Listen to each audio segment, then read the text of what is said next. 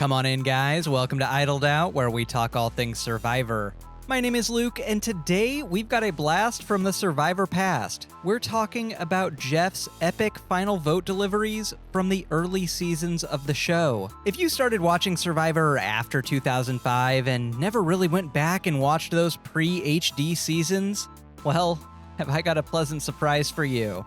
Nowadays, after everyone has voted at Final Tribal Council, Jeff thanks everyone for a good season, lying through his teeth sometimes, then walks off set on the island and walks right onto a soundstage in LA for the reading of the votes and the reunion. It's a quick and efficient way for us to get seamlessly from point A to point B.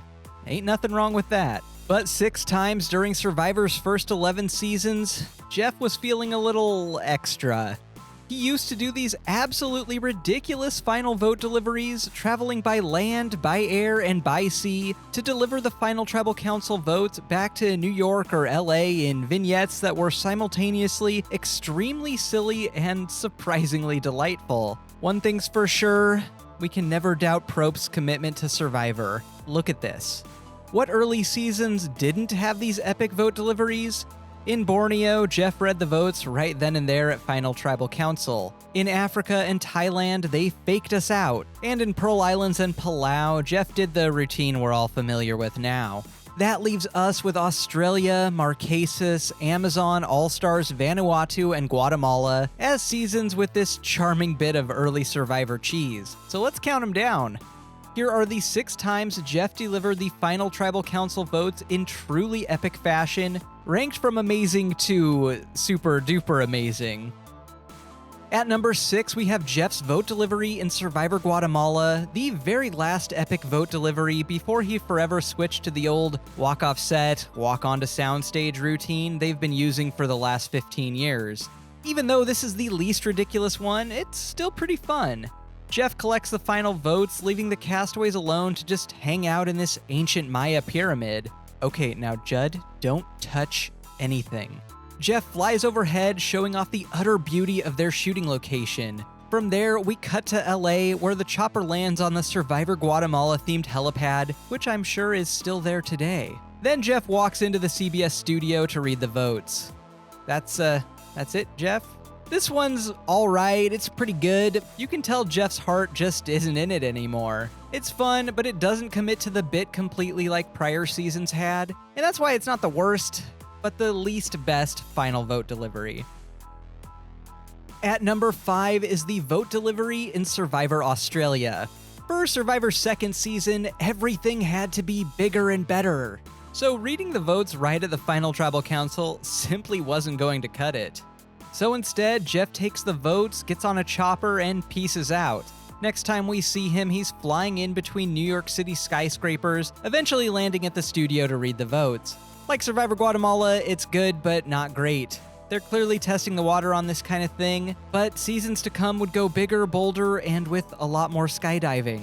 But since it was the first season to try this out, I'll rank it above Guatemala, even though they're pretty much the same thing.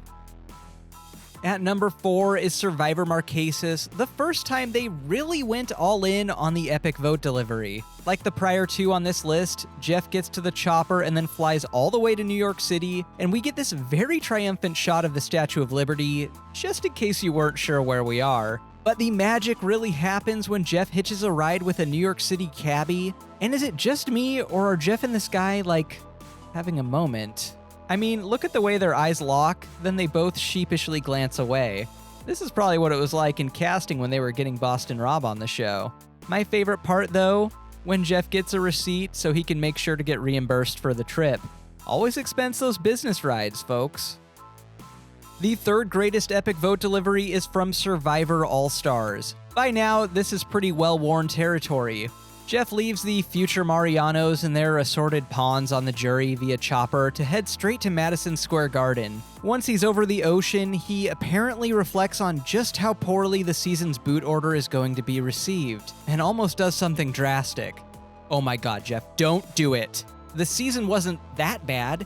CBS really gets the most out of their Jeff standing outside of a helicopter shooting budget right here, with seemingly endless gratuitous shots of Jeff just looking cool as a cucumber standing on the helicopter skid.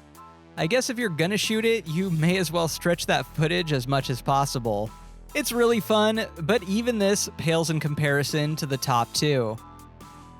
The second best epic vote delivery in Survivor history is in Survivor Amazon.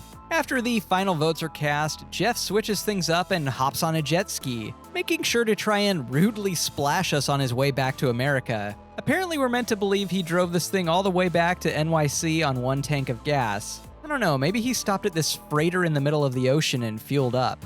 When he gets to New York, he stops to admire Lady Liberty, a single tear undoubtedly streaming down his face. He then hitches a ride on the New York City subway and then jaywalks his way to the Ed Sullivan Theater for a reading of the final votes. Oh my god, what a journey, and his hair is still perfect. You really gotta love it, especially since it's way too epic of a conclusion for a season that culminated in Jenna versus Machete Matt. Way to spice up that finale, Jeff. Wondering what could possibly top that? The most epic of all final tribal vote deliveries is in Survivor Vanuatu. Jeff leaves tribal council, lights a torch, grabs a machete, and starts hacking his way through the jungles of Vanuatu like he's Indiana freaking Jones. Continuing that theme, we get a 30s serial-style map draw as he apparently flies across the Pacific Ocean all the way to LA. And if you think Jeff is just going to get off the plane at an airport like you or I might, well, you've got another thing coming. Prope suits up and then just jumps out of the plane for a little skydive. Oh, you thought he was going to land at CBS Studios or something? No, he's got a motorcycle on standby. He sets a good example for all of us by putting his helmet on because, safety first. He even buckles in the voting urn. Then he rides that bad boy all the way to Hollywood to read the votes. Jeff Probst has never simultaneously been so cool and so lame. Got nothing else for ya. To get me epic viewing numbers, like and subscribe, and I'll get you more Survivor content just like this. Until next time, don't get idled out.